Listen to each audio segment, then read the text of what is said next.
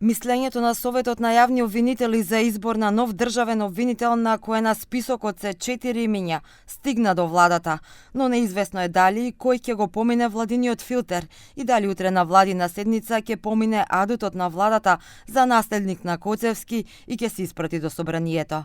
Нема детали дали изборот ќе се сведе на тројца или четворица кандидати, откако премиерот Христијан Мицкоски јавно ја отфрли од трката обвинителката Ленча Ристоска.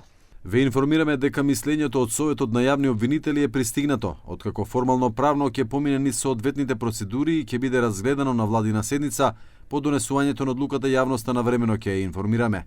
Премиерот Мицкоски во телевизиско интервју ја елиминираше од трката обвинителката Ристоска.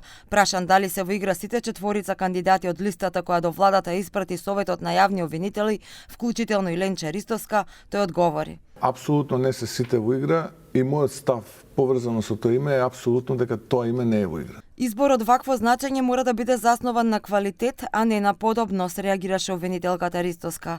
По изјавата на премиерот се засили партиската реторика, а реагираше експертската јавност.